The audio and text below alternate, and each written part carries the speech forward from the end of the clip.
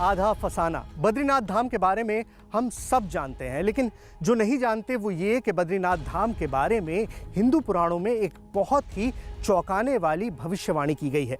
स्कंद पुराण में युगों पहले ऋषि वेद व्यास ने लिखा है कि कलयुग में बद्रीनाथ धाम अपनी जगह से अचानक गायब हो जाएगा और ठीक उसी वक्त भविष्य बद्री नाम का एक और धाम हिमालय की गोद में प्रकट होगा और इस धाम में बद्रीनाथ की तरह ही भगवान विष्णु का वास होगा।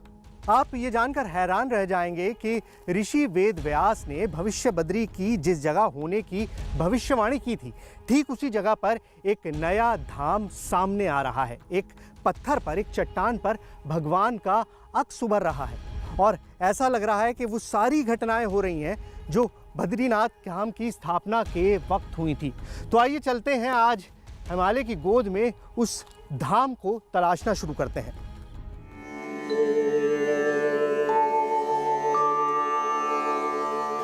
ओम त्र्यंबकं यजामहे सुगंधिं पुष्टिवर्धनम्। देश के 4 धामों में एक बद्रीनाथ धाम।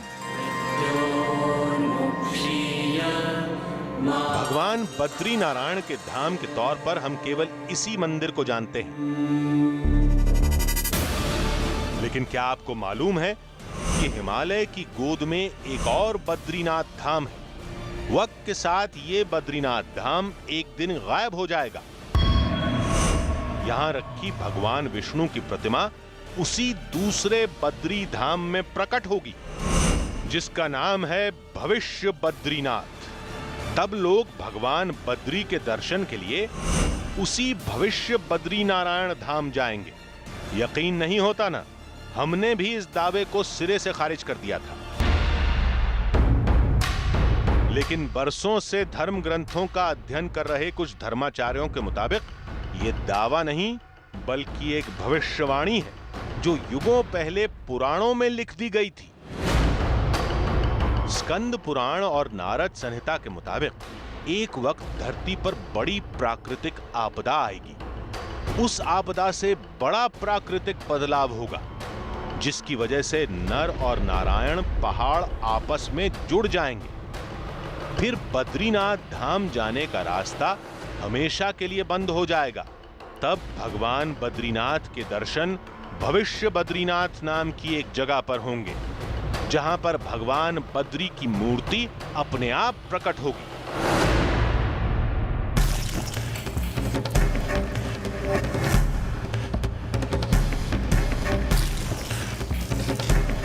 पुराणों की भविष्यवाणी अगर सही है तो वो भविष्य बद्री भी होगा। भविष्य बद्री होगा तो वो शिला भी होगी, लेकिन कहां, किधर, देश के किस कोने में? हमारे पास भविष्य बद्री जाने का कोई नक्शा नहीं था। फिर हमने इस पड़ताल की शुरुआत उस जगह से की जहां से ये कहानी शुरू होती है।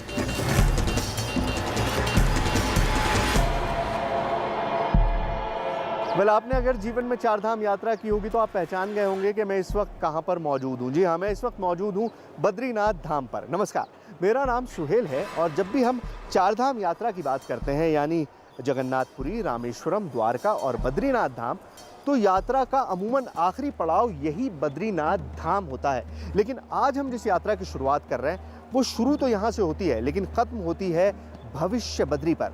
अब आप सोच रहे होंगे कि भविष्य बद्री क्या है। असल में जब बद्रीनाथ का रास्ता बंद हो जाएगा, जब कलयुग खत्म हो जाएगा, तो बद्रीनाथ का एक नया रूप आपके सामने आएगा और वही भविष्य बद्री है। ये भविष्य बद्री क्या है, इस भविष्य बद्री की हकीकत क्या है और आखिर इस भविष्य बद्री का चमत्कार क्या है, यही जानने के लिए हमने अपनी यात्रा शुरू की है। तो चलिए इस धाम से आगे चलते हैं और चलते हैं भविष्य बद्री की तरफ। बद्रीनाथ में हमें भविष्य बद्री के रास्ते की तलाश थी, एक ऐसा सूत्र जो आगे बढ़ने की दिशा बताए। फिर हमारी मुलाकात एक धर्माचार्य से हुई, जिनके पास भगवान विष्णु के उस अद्भुत धाम से जुड़ी कई जानकारियां थी। यहाँ पर पुराण जो स्कंद पुराण है, स्कंद पुराण ने एक एक पग नाप करके लिखा है इस भूमि के संबंध में। जब बद्रीनाथ अगम्य हो जाएंगे तो उसके बाद लोग भविष्य बद्री में जाकर बद्रीनाथ के दर्शन होंगे। अभी भविष्य बद्री में एक मूर्ति, एक शिला में एक मूर्ति स्वयं प्रकट हो रही है। मुझे मेरे जीवन का बहुत लंबा अंतराल नहीं है, परंतु इन 60-70 सालों में मैंने जो सुना, तब जो था वो कुछ भी नहीं था, आज बहुत कुछ आ गया है। तो इसी प्रकार से वहाँ पर एक शिला में भगवान बद्रीनाथ का श्री विग्रह बन रहा है। यानी भविष्य बद्री धाम के बनने की प्रक्रिया शुरू हो चुकी है। एक शिला अपने आप जमीन से बाहर निकल रही है। दावा है कि उस शिला में भगवान का अक्स उभर रहा है। पत्थर में अपने आप मूर्ति का निकलना, आप एक बार खोज देखिए, आओ ना, वहाँ पत्थर में स्वयं भगवान उत्कीर्ण हो रहे हैं, कलाएं बन रही है। जब हम सुने थे तब तो छोटा था, परंतु अब हम सुनते हैं। जब हम देखे थे तब नहीं था इतना, पर अब जब हम सुनते हैं तो उसमें तो नक्शे के निकलने लग गए। अच्छा, तो चमत्कार तो है ही। ये सारी बातें हम तभी मानेंगे जब अपनी आंखों से देखेंगे। लेकिन भविष्य बद्री पहुंचा कैसे जाए, इसका जवाब भी पुराणों में दर्ज एक श्लोक से मिला। एक श्लोक आता है कि यावद विष्णोः कला तिष्ठेत ज्योति सिंहे निजालये तावद वै वदरी गम्या अगम्या च ततः परम। तो मतलब जब तक नृसिंह भगवान का वजूद जोशीमठ में है तभी तक बद्रीनाथ सुरक्षित है, ये तो माना जा सकता है। पुराणों के इस श्लोक का नाता भविष्य बद्रीनाथ से है, जिसका एक सिरा जुड़ता है जोशीमठ के नरसिंह मंदिर से। भविष्य बद्रीनाथ की खोज में अब हमारा अगला पड़ाव जोशीमठ था। कहते हैं बद्रीनाथ की तरह भविष्य बद्री की स्थापना भी आदि शंकराचार्य ने की थी, और बद्री विशाल के दर्शन से पहले जोशीमठ के नरसिंह मंदिर जाना जरूरी होता है। तो उस मंदिर से भविष्य बद्री का भी कोई ना कोई नाता जरूर होगा। हम इन ख्यालों में खोए जोशीमठ की तरफ बढ़ते जा रहे थे। रास्ते में हमें नर नारायण पहाड़ दिखे। इन दोनों पहाड़ों का जिक्र स्कंद पुराण में भी है, जो भविष्य बद्री की कहानी में सबसे अहम किरदार है। ये रास्ता आप मेरे पीछे देख रहे हैं, दो पहाड़ों के बिल्कुल बीच में से काट के ये रास्ता बना हुआ है, और इसे गेटवे टू बद्रीनाथ भी कहा जाता है। ये रास्ता आज से नहीं है, ये रास्ता बहुत पुराने ज़माने से है। पुराणों तक में जिक्र है कि एक वक्त ऐसा आया था जब राक्षसों ने धरती पर हमला कर दिया था, और बद्रीनाथ की रक्षा के लिए नर और नारायण नाम के दो देवताओं ने रास्ते को बंद कर दिया था। ये पहाड़ हैं, एक नर और एक नारायण। आज हम इन्हें जय विजय के नाम से भी जानते हैं, और लोकल लोग पटमिला के नाम से इनको पुकारते हैं। लेकिन बड़ी बात यह है कि जब भी कोई प्राकृतिक आपदा आती है, कोई अर्थक्वेक आता है, कोई बड़ा जलजला आता है, तो ज़मीन खिसक जाती है। और मान्यता यही है कि एक वक्त ऐसा आएगा जब ये दोनों पहाड़ आपस में मिल जाएंगे, बद्रीनाथ का रास्ता हमेशा के लिए बंद हो जाएगा, और तब भविष्य बद्री का रास्ता खुलेगा। यहां से हम तेजी से जोशीमठ के नरसिंह मंदिर के लिए बढ़े, जहां भविष्य बद्री से जुड़े सबसे अहम सुराग मिलने की उम्मीद थी। जोशीमठ पहुंचकर हम उसी सुराग की तलाश में जुट गए। फिर जो मालूम चला उसने हमें हैरत में डाल दिया। तो आखिरकार हम सिंह देवता के उस मंदिर तक पहुंच चुके हैं, जिसके बारे में बद्रीनाथ में हमें बहुत सारी कहानियां सुनने को मिली। क्या वाकई कोई भविष्य बद्री है? क्या वाकई कोई ऐसी जगह है जो बद्रीनाथ के ख़त्म होने के बाद, यानी जब बद्रीनाथ का रास्ता बंद हो जाएगा, तो एक बद्रीनाथ और हमारे सामने प्रकट होगा? लोगों ने बहुत सारी बातें बताई, और उन सारी बातों का सीधा ताल्लुक जोशीमठ के इसी मंदिर से है, क्योंकि यहीं पर नरसिंह देवता की वो मूर्ति है जिसकी भुजा, जिसका हाथ लगातार पतला होता जा रहा है। और कहा यह जा रहा है कि जैसे ही ये हाथ टूट जाएगा, अपनी जगह से हट जाएगा, वैसे ही कलयुग की समाप्ति हो जाएगी और उसके बाद वो रास्ता बंद हो जाएगा जो बद्रीनाथ तक जाता है। क्या है इस मूर्ति की हकीकत और क्या वाकई कोई ऐसी मूर्ति है जिसका हाथ लगातार छोटा होता जा रहा है, और क्या है भविष्य बद्री की हकीकत, यही जानने के लिए हम यहाँ पर आए हैं।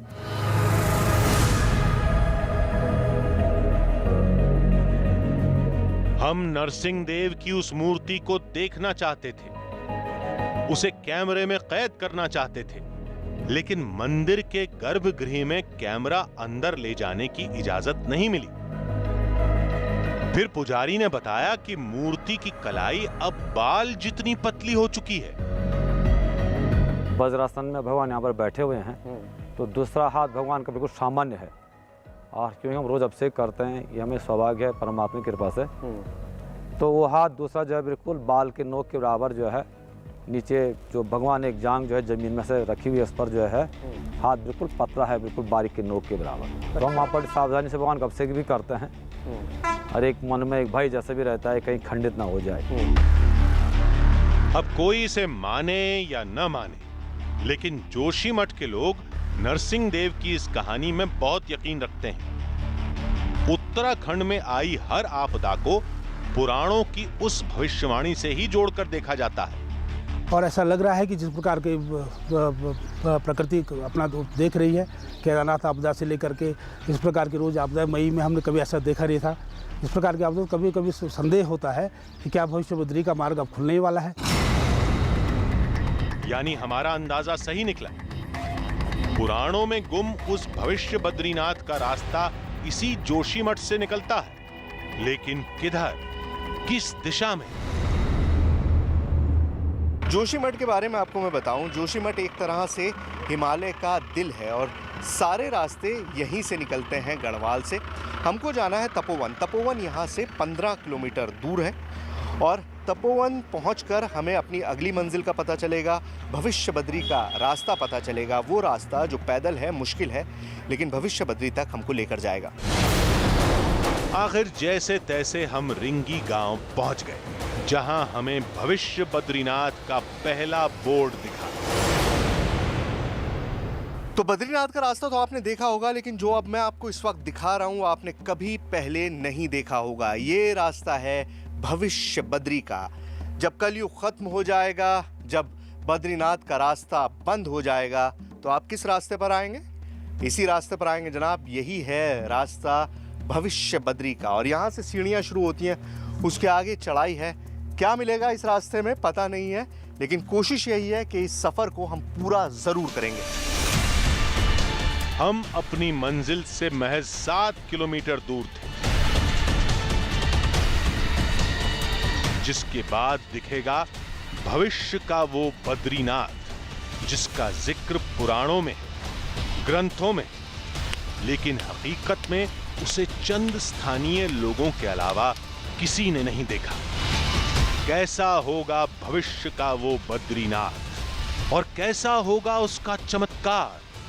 क्या वाकई वहां हमें कोई स्वयंभू शिला मिलेगी? क्या उस शिला में भगवान विष्णु का अक्ष दिखेगा? अगर ये सब मिल भी गया तो क्या पुराणों की भविष्यवाणी बिल्कुल सटीक है?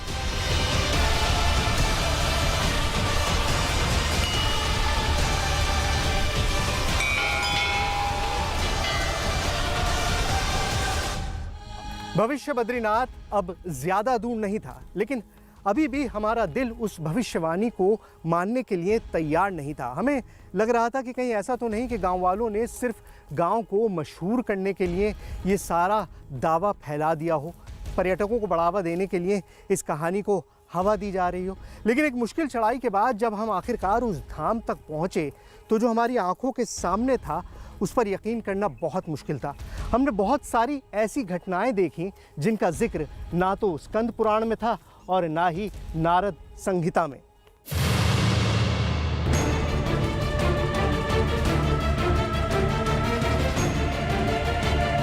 तपोवन के रिंगी गांव से हमने भविष्य बद्री की खोज में चढ़ाई शुरू की। पुराणों में लिखी बात को चुनौती देने का हमारा कोई इरादा नहीं था। हम तो बस भगवान विष्णु के उस अद्भुत धाम को देखना चाहते थे। वो वाकई है कि नहीं? अगर है तो किस रूप में है?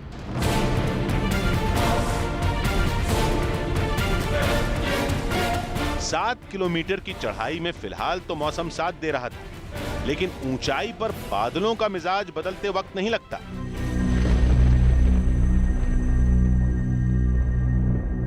करीब 1.5 घंटे की चढ़ाई के बाद हम सलधार पहुंचे। पूरा गांव खाली पड़ा था। तो 1.5 घंटे की करीबन चढ़ाई हमारी पूरी हो चुकी है। बहुत धीमे धीमे चढ़ाई करनी पड़ रही है क्योंकि बहुत खड़ी चढ़ाई है और सलधार गांव पहुंच चुके हैं। ये पहला गांव है बद्री धाम से पहले, जो भविष्य बद्री है उससे पहले एक गांव ये पड़ेगा। एक गांव अभी और आगे पड़ेगा, लेकिन ये गांव है। बड़ी बात यह है कि यहाँ पर कोई भी गांव वाला नहीं है। हमें नीचे ही पता चला था कि ये सीज़न है एक जड़ी का, एक बेहद कीमती जड़ी जो जंगल में मिलती है और सभी गांव वाले उस जड़ी को लेने के लिए चले जाते हैं। तो यहाँ पर कोई भी गांव वाला नहीं है। हम सोचे तो थोड़ा रेस्ट करेंगे, लेकिन वो मुमकिन नहीं है। अब हमको आगे ही चलना पड़ेगा। हमारा अगला पड़ाव था सुंभाई गांव, लेकिन सलधार से आगे बढ़ते ही मौसम का मिजाज बिगड़ने लगा। थोड़ी ही देर में बूंदाबांदी शुरू हो गई। फिर एक बोर्ड को देखकर हमने राहत की सांस ली। तो भविष्य बद्री का एक प्लाक यहाँ पर लगा हुआ है। किसके लिए लगा है पता नहीं, क्योंकि कोई आता जाता तो है नहीं। और पहली लाइन यही लिखी है कि तपोवन से भविष्य बद्री तक पैदल ही पहुँचा जा सकता है। और 2744 मीटर की ऊंचाई पर हम इस वक्त हैं। अब इसे फुट में मैं आपको बता सकता, लेकिन मेरा इंटरनेट फ़ोन ही काम नहीं कर रहा है, यहाँ कोई सिग्नल नहीं है। लेकिन हम कितनी ऊंचाई पर हैं आप अंदाज़ा लगाइए। हिमालय की सबसे ऊंची चोटियों में से हैं और हम बिल्कुल यहाँ तक पहुँच चुके हैं। बादल ऐसा लग रहा है जैसे हमारे सामने ही तैर रहा हो।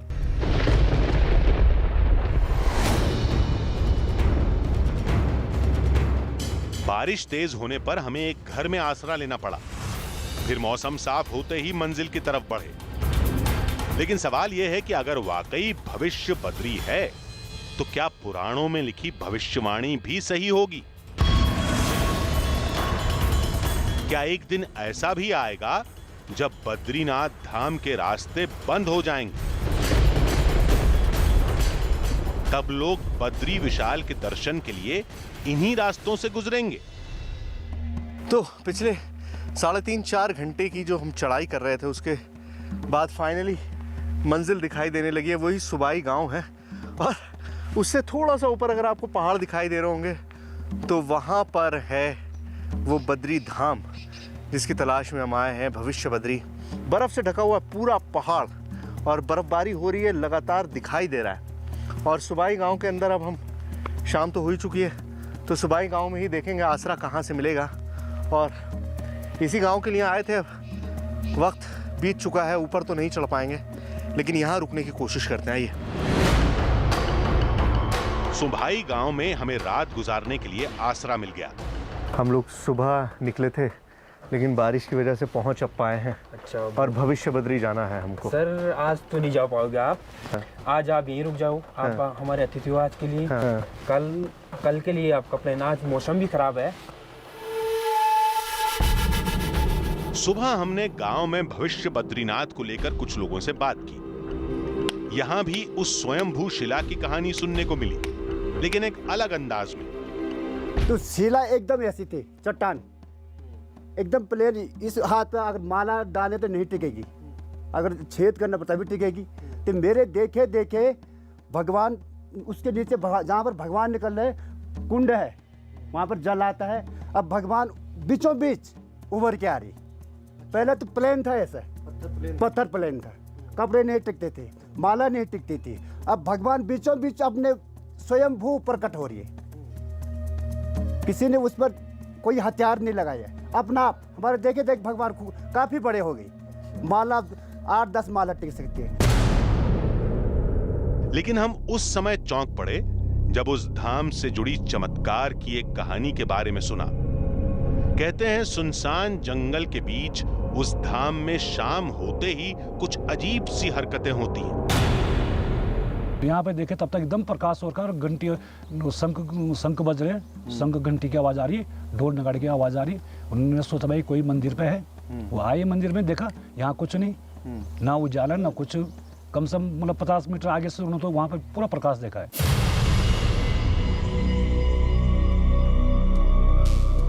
भविष्य बद्रीनाथ में अनजान शक्ति का दावा हमारे सामने पहली बार हुआ था। अब ये दावा हकीकत है या फसाना, ये तो वहां पहुंचकर ही पता लगेगा। नमस्कार चाचा, भविष्य बद्री इधर। पहाड़ के रास्तों की दिक्कत यही होती है। देखिए, पिछले आधे घंटे से हम चढ़ाई कर रहे हैं और कहाँ पहुँचे हैं? हम एक ऐसी जगह पहुँचे जहाँ पर अभी भी लिखा है भविष्य बद्री 2 किलोमीटर। यानी इतनी लंबी चढ़ाई का अभी कोई फायदा नहीं, और कहाँ है कुछ नहीं पता। चलते रहिए बस। सुभाई गांव से ऊपर पहुंचते ही बर्फ से लदी हिमालय की चोटियां साफ दिखाई दे रही थीं।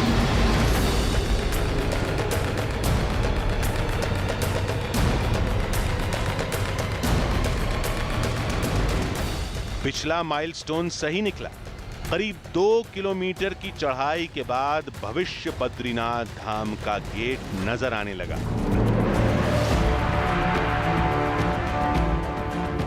जिस धाम को अभी तक केवल पुराणों में पढ़ा गया था, कहानियों में सुना गया था, वो भविष्य बद्रीनाथ अब हमारी आंखों के सामने था। हालांकि इसकी भव्यता आज के बद्री विशाल की तरह नहीं थी, लेकिन पुराणों के पन्नों में गुम एक धाम को खोजने में हम सफल हो चुके थे। तो आखिरकार हम अपनी मंजिल तक पहुंच चुके हैं। वो भविष्य बद्री मंदिर जिसके बारे में बहुत सारी कहानियां हैं, बहुत सारे राज हैं। क्या वाकई एक ऐसा मंदिर मौजूद है जो बद्रीनाथ का रास्ता बंद होने के बाद अपने आप प्रकट हो जाएगा? क्या वाकई एक ऐसी शिला मौजूद है जो अपने आप धरती से बाहर आ रही है? क्या वाकई कुछ ऐसे चमत्कार भी हैं जिनको देखकर सुनकर भी बिलीव नहीं किया जा सकता? क्या इस मंदिर की घंटियां अपने आप बजने लगती हैं? क्या यहाँ पर शंख की आवाज अपने आप आने लगती है? खैर, इन सारे सवालों के जवाब मौजूद है इस भविष्य बद्री मंदिर में। आइए। धाम के अंदर एक बड़ी प्राकृतिक शिला थी, जिसके नीचे एक छोटा जलकुंड था। ये वही शिला है जिसके अपने आप प्रकट होने का दावा किया जाता है। तो भविष्य बद्री के जिस चमत्कार की बातें हम पिछले कई दिनों से सुन रहे थे, वो अब हमारे सामने है। आप देखिए, यहाँ पर ये शिला दिखाई दे रही है।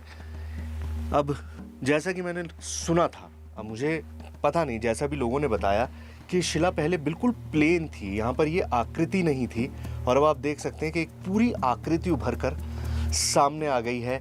एक चेहरा सा फॉर्म होने लगा है, हाथ दिखाई देने लगे हैं, पैरों की भी बात हो रही है। और जो लोगों ने बताया था कि पहले ये यहाँ था, और अब बढ़ते बढ़ते ये देखिए कि कितनी हाइट पर पहुँच चुकी है ये आकृति जो उभर रही है इसके ऊपर। और जिस कुंड के बारे में बात हो रही थी कि नीचे पानी मौजूद है, वो पानी भी नीचे आपको दिखाई दे रहा है। ये पानी यहाँ पर पहाड़ की बहुत ऊंचाई है, आपको पता है कितने घंटे हमको लगे हैं, कल से हम चले हुए हैं तब यहाँ पहुँचे।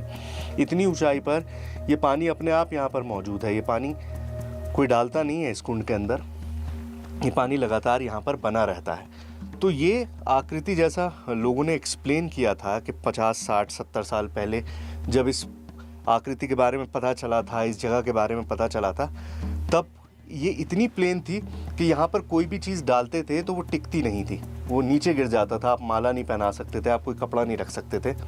लेकिन इस वक्त आप देखिए, पूरा कपड़ा यहाँ डाला हुआ है, माला डाली हुई है, ये जनेऊ डाला हुआ है, ये सब यहाँ पर डाला हुआ है और आराम से इसके ऊपर टिका हुआ है, क्योंकि पूरा सर का फॉर्मेशन आपको दिखाई दे रहा है। पूरा सर का फॉर्मेशन यहाँ पर बन चुका है और ये आकृति अपने आप बड़ी होती जा रही है। यानी भविष्य के जिस बद्रीनाथ का जिक्र पुराणों में,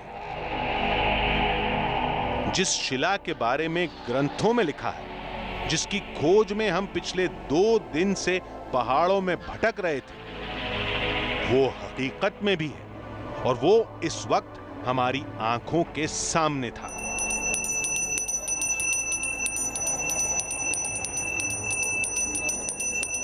लेकिन हमारी खोज अभी पूरी नहीं हुई थी।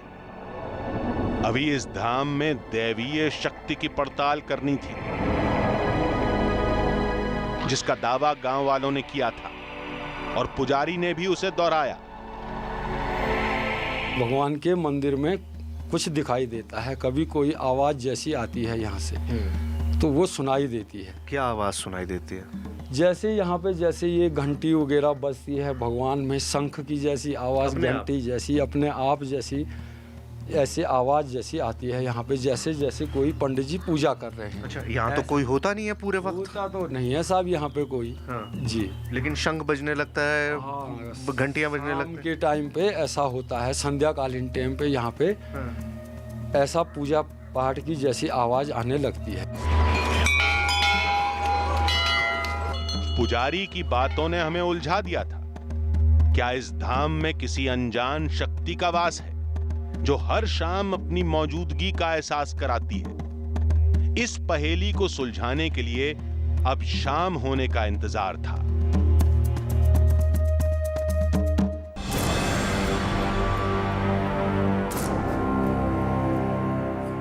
अनजान शक्ति की पड़ताल धाम से दूर रहकर करनी थी, लिहाजा हमने कई जगह कैमरे लगा दिए।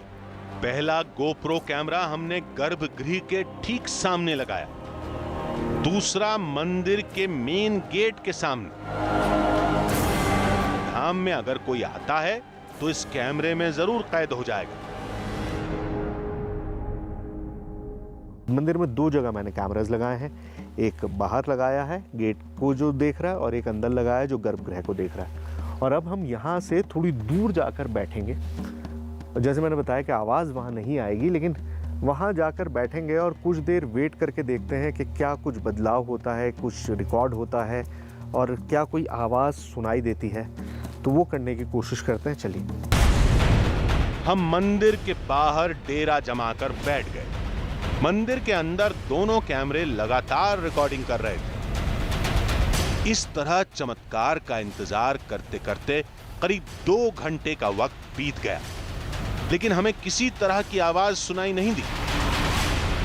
मैं चाह ये रहा था कि यहाँ लोगों से ये पूछ सकूं कि क्या कोई स्पेसिफिक टाइम है कि इस टाइम से लेकर इस टाइम तक जब ज़्यादा आवाज़ सुनाई देती हो या लोगों ने अमूमन आवाज़ सुनी हो, लेकिन यहाँ कोई इंसान नहीं है।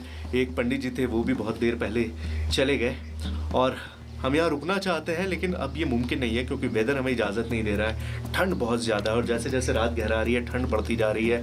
बारिश तो हो ही रही है हल्की फुल्की और बर्फ़बारी, जैसा वेदर फोरकास्ट है, बर्फ़बारी भी हो सकती है। तो मैं अब भविष्य बद्री में और ज़्यादा देर तक नहीं रुक सकता, लेकिन जैसा कहा गया है कि कलयुग जब ख़त्म हो जाएगा तो आप बद्रीनाथ की यात्रा के लिए निकलेंगे तो यहीं आपको बद्रीनाथ मिलेंगे। भले ही अनजान शक्ति का दावा एक फसाना हो, लेकिन भविष्य बद्री का ये धाम एक हकीकत है। अब स्कंद पुराण की भविष्यवाणी कितनी सही होगी ये तो कोई नहीं बता सकता, लेकिन लोग मानते हैं कि इस जगह का आने वाले कल से कोई न कोई नाता जरूर है। नहीं तो इस धाम का जिक्र पुराणों में क्यों है?